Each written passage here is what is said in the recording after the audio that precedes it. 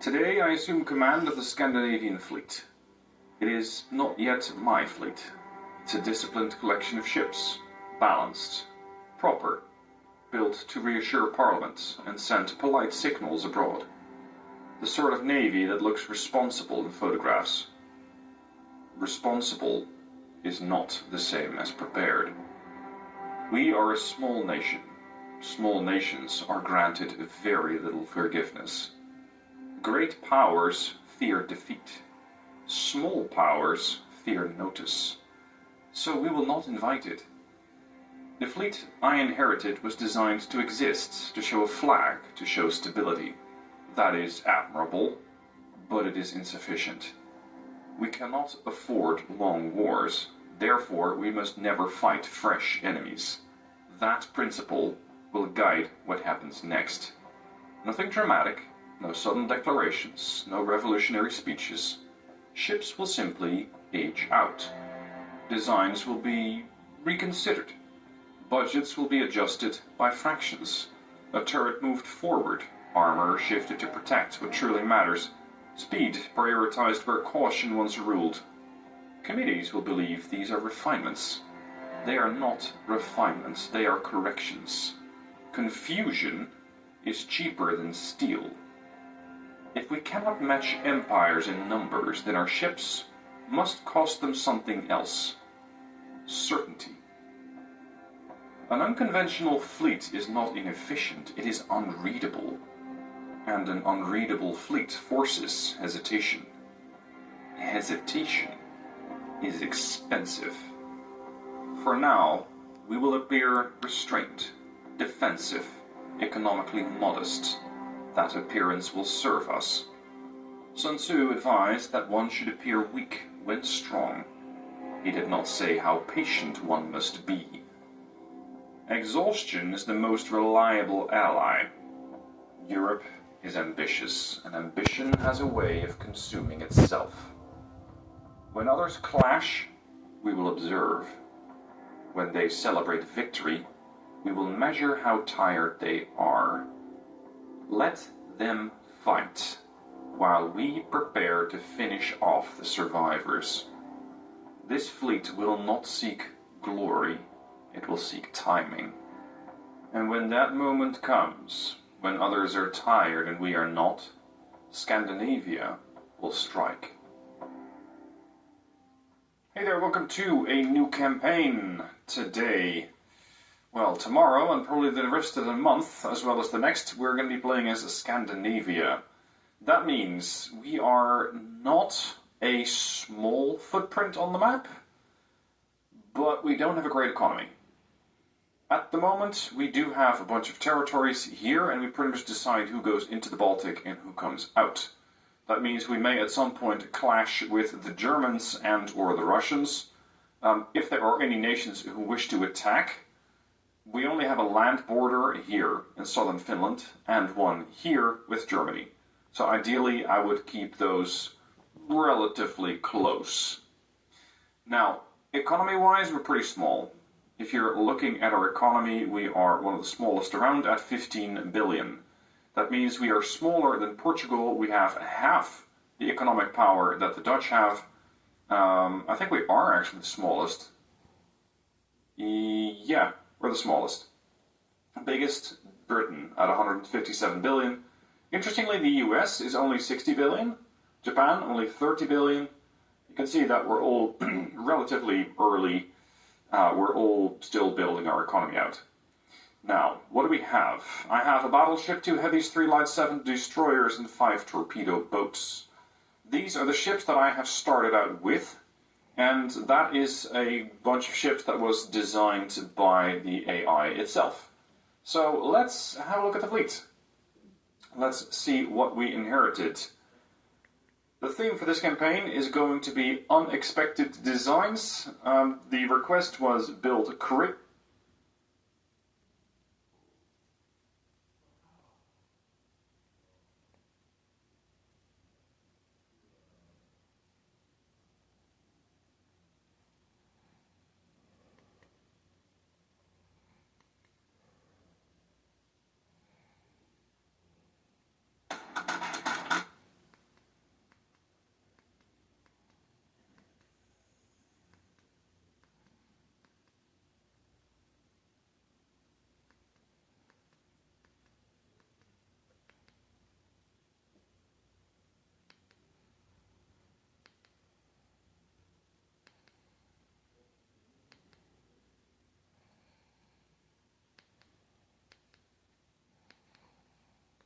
Oh, wait a minute.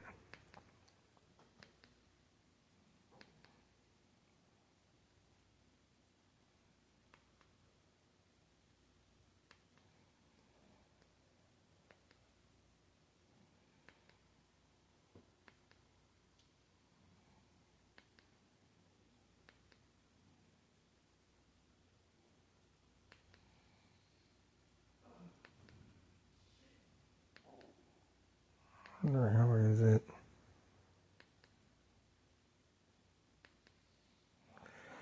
No, I'm using my TV set to find what I'm using that camera phone to look at the screen. I'm not looking at the YouTube screen itself.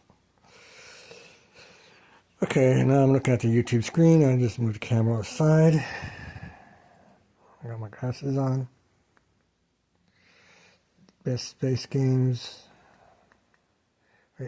Action, adventure games. Okay, well, I need the volume.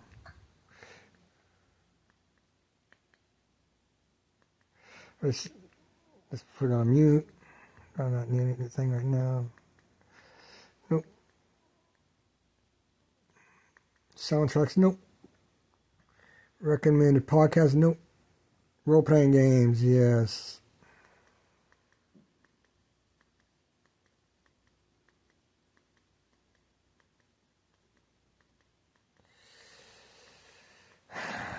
So where is that video that I was watching earlier?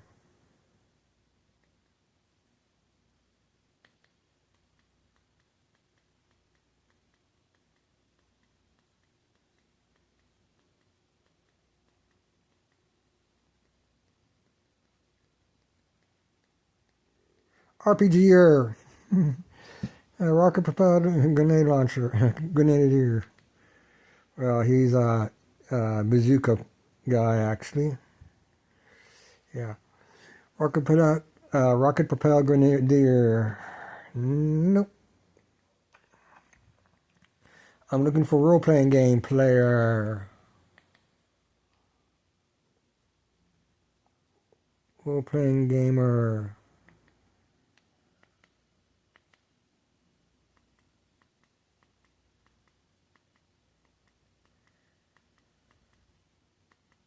Oops. Okay, I gotta do this. Okay.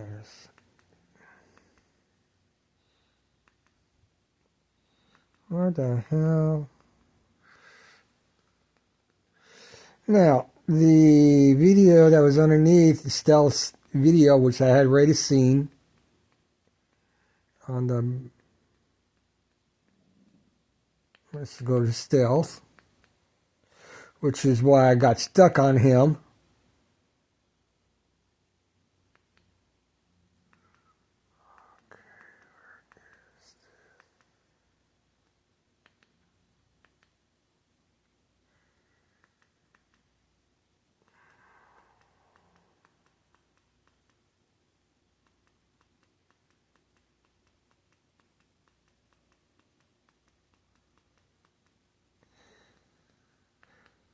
Begin again, that's it. That's the one.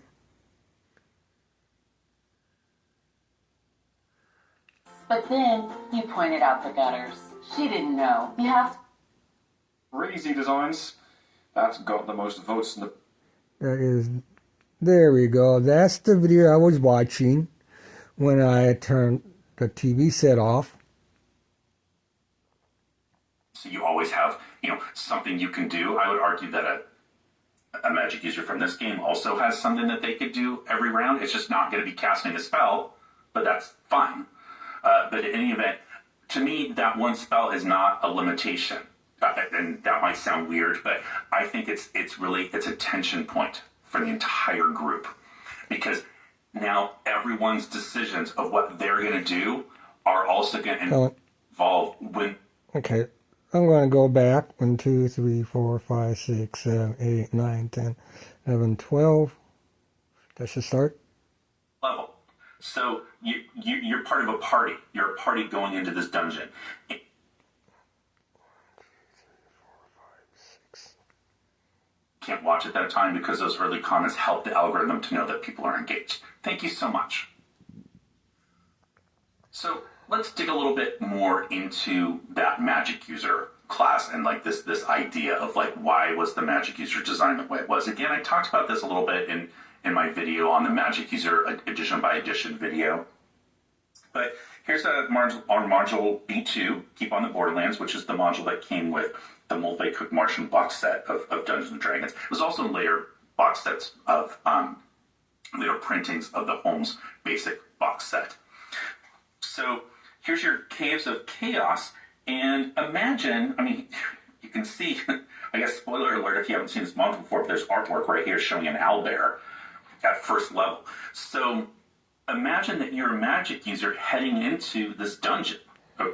Owlbear is like a level 4 or level 6 or level 8, if I remember correctly. They're not basic level, they're not level 1, level 2, level 3 monsters.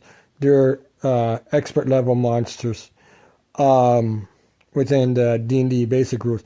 Within the AD&D game system, you know, yeah, the you got more bigger and badder monsters that level 1s can encounter and stuff. But yeah, owlbears are not basic level monsters. Okay, at first level. So you're part of a party. You're a party going into this dungeon, and you have torches of later printings of the Holmes basic box set. So here's your Caves of Chaos, and imagine, I mean, you can see, I guess spoiler alert if you haven't seen this module before, but there's artwork right here showing an owlbear at first level. So imagine that you're a magic user heading into this dungeon, okay, at first level. So you're part of a party. You're a party going into this dungeon, and you have torches being lit. Your supplies are limited because you can only take the supplies that you can carry with you. And nobody knows exactly what's ahead. This is the first time that you're exploring a dungeon. This might be the very first time that you're playing D&D. And you're a magic user that we talked about here. We looked at this table. Maybe you're the magic user in this game and you have one spell. So you have to figure out how to navigate that as you're going through this adventure. This is a pretty tough adventure. Keep on the Borderlands. This is what I'm referring to for first level characters. So you have all these decisions to make, and it's a pretty heavy decision because, again, if you've not played before, especially if you've not played before, but even if you have and you've only got that one spell, you have to figure out: do I use it early? And, you know, do I save it? And if I save it, like, what do I save it for? Like, how do I know when it's going to be time to do that? What if I use it too early and then the party keeps going? And now I'm going to feel that, like, oh, I should have saved my spell for this particular point. So I know a lot of people think this is bad design. They think it makes the magic user useless. And that, you know, they should have access to more spells. And if you're coming in a modern edition of D&D, like, say, 5th edition, where you have access to, you know, cantrips that you can just cast every round, and so you always have, you know, something you can do. I would argue that a magic user from this game also has something that they could do every round. It's just not going to be casting a spell, but that's fine. But in any event, to me, that one spell is not a limitation.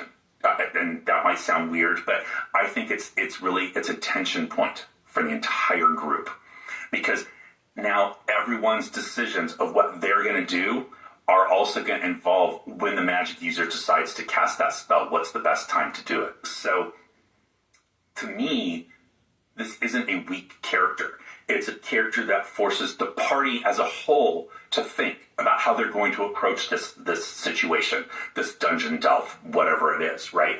So I think that's fascinating, and I know a lot of people don't want to look at it that way, but to me, that's exactly what it's doing. So, like in my daughter's game, the first time that they went down into the Caves of Chaos, they had so there were 3 elves in the party. So in this game of Dungeons and Dragons, we're playing this one, the 1981 multi-cook marsh. Elf is a character class, and it's just an automatic fighter magic user combination, but the character class itself is elf. So there were 3 elves in the party. There was a fighter, and there was a cleric. So and a thief. Yeah, we had 6 players at a certain point. But the elves are the same limitations as the magic user in that they only have 1 spell. Now, what makes it better is, of course, they can wear armor and fight. But for the purposes of this, let's focus on the spell. So the 3 elves each had 1 spell that they could cast. And in this particular delve, my daughter's character, the only spell that she knew was Read Magic. And I know a lot of people say, everyone gets Read Magic. Nope, not in this edition. In this edition, you have to take Read Magic as a spell, and then that counts as your 1 spell. So I rolled the spells randomly. I didn't let the girls choose. And that way I just thought that was fair, because also they didn't know. So they didn't know how these spells work. So I thought, let's see how they can be clever with me rolling spells. I've had people say that I was a terrible DM for doing that, and I was like way too strict on the players. But you know what? Nobody complained. So I'm going to be okay with that. And the spell that I rolled for my daughter was Read Magic. And I thought, okay, well, now as a DM, I have to figure out a way to think of how is she going to use that spell to its effect in the dungeon. And I could have put a scroll in the dungeon, but I didn't do that. So what I did was, before they left, she encountered the person that was going to end up mentoring her and the other 2 elves and teaching them the art of magic. It's a witch that lives in the tower. It's an idea I stole from Professor Dungeon Master's Dungeon Craft channel. And the witch gave her a scroll of light. So she knew that she could read magic on that scroll, and then she would be able to cast light. But also that meant that the scroll, like, it doesn't stay. And it's not, in this version of D&D, you don't copy scrolls into a spell book. Like, you read the scroll's gone. Like, the magic is gone. So she knew it was a 1-use item. And of course, her read magic, she could only use once per day. So she had to figure out when's the best time to cast light. And so when they went into the dungeon the first time, well, I mentioned how dark it was. So it was completely pitch black dark. But they had human characters with them, the cleric and the thief and the fighter. So the elves knew that they couldn't just rely on their infravision, because then the humans wouldn't be allowed to see. So they had to carry torches. Now, my daughter could have decided at that point, well, I'll cast the light spell. But she was reading about it. She, I didn't let her get too much detail, because I want everything to be a surprise. But she did have the thought. She did ask, like, once I cast this light spell, how long is it going to last? And I was like, you don't know, because you've never done it before. And so she was wary of doing that, but she also got some other intel. So about when it would be advantageous to cast the light spell. So the witch kind of told her that. And so she was trying to figure out a situation, and the other players were like, well, why don't you cast the light spell? And she's like, I'm not going to cast it yet. And then one of the other characters, her spell was shield. And so she knew that at a certain point she might need that spell, one of the other elves. And she was a very skittish player. She was very nervous about interacting with anything that where her character might die. So she wanted to save that shield spell, even though she was tempted to cast it as soon as they went into the dungeon, because she was afraid something was going to just come out and jump at her and kill her character. And then one of the other characters had sleep. And so she was trying to figure out, like, when was the best time to cast sleep. Was it sleep or hold portal? Maybe it was hold portal, I guess. But they were all trying to figure out, like, when's the best time to cast the spell. And I love that interaction, because the 3 of them were talking to each other about the tactics of when to use this spell. And that was exactly what I wanted to have happen. And it's such a different experience than a modern player who doesn't care, because they're going to replenish their spells after that short rest or whatever and get back most of their goodies. And then like magic users and warlocks and everybody, they have like a warlock has Eldritch Blast that they can just cast every round, so they're always doing damage. And like these characters didn't have that. So there had to be a decision point of, is this the time? Is like whatever's happening right now, is this the moment in time that I should be casting this light spell or this shield spell? Or is something worse coming up and I want to save it? And you don't always have all the information, and that's part of the fun, I think, is like figuring that out. I just recently ran a game for adult players. So these are players like my age in their 50s that have been playing since the 80s. And I ran them through a one-shot of I6 Ravenloft. I talked about that recently. It was for a friend's birthday. Done that twice now, actually, for 2 different friends for their birthdays. And, but, in this, they were playing, I was still using these rules. I was using the BX rules, even though that module was written for Advanced Dungeons & Dragons. But there was a magic user character in there, that had limited spells. It's, you know, slightly better than what you get in BX. They were also higher level. I think they were, it was like an 8th level wizard, or maybe it was 6th level, whatever it was, right? So it had more spells, but only one of each. So I didn't. BX is saying X is expert rules. B is basic rules. Dragonlance, I think that was what he said there, is an AD&D module set. Back in the 1980s, basically 83 to 86. I had the basic rules. I had the 1980s edition, which was the original Red Book rules that I got from the Gen Con in Lake Geneva, a couple of days after Gen Con had shut down. And then in 1983, I got involved with Advanced Dungeons and Dragons. And so I have in the 1983, 85, 1983, 84 version of the Player's Guide and the Dungeon Master's Guide of the Advanced Dungeons and Dragons game system.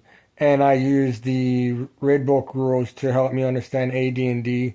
I use AD&D to help me understand the Red Book rules a little bit. And I had the B1 module.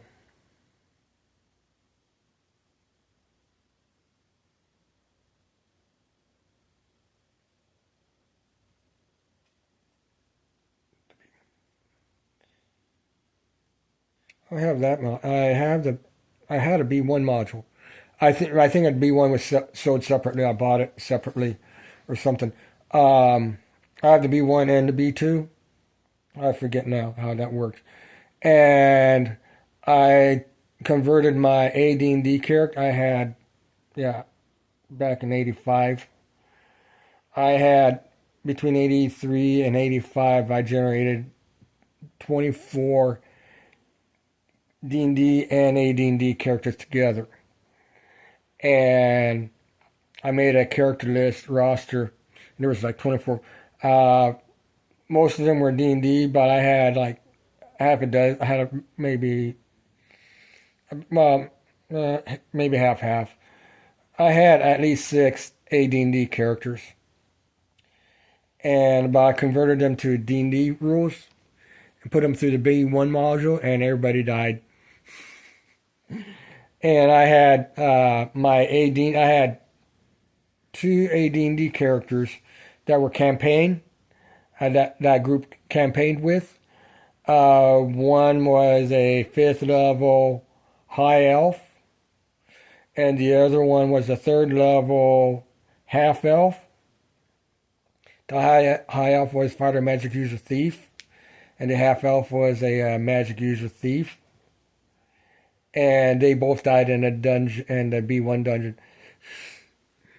So, yeah, you can convert them. They back in the 1980s, AD&D and D&D, they can be converted.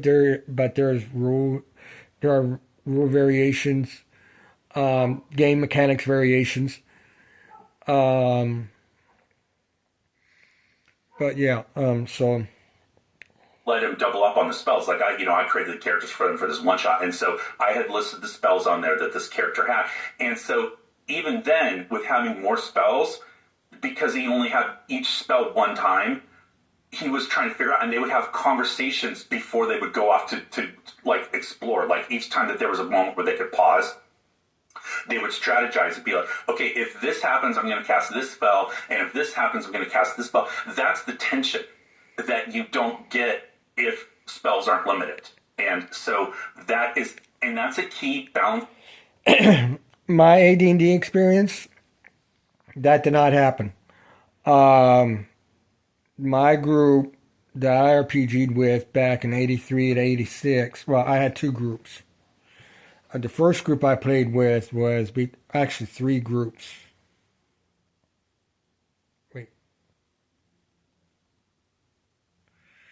The first group had like 12 to 20 players.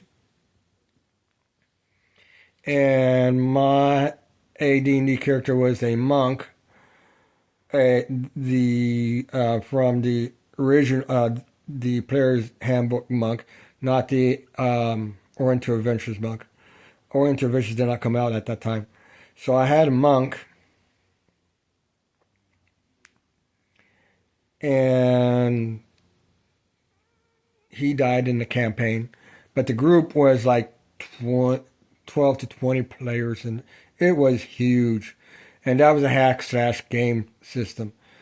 Then I had another play. Then I got another play group, which was 3 to 4 players from the original play group, that 12 to 20. So we did our own little thing, and there was like 5 or 6 of us in that group. And that's where my high elf and half elf leveled up in. And then there was another play group that I was in, 20 different group of people. I think the game master, there's like 3 or 4 of them that may have been part of the original group, and this was after they wanted me to play with my 5th level high elf, which I had already scrapped because of the B1 adventure, killed off all my D&D characters.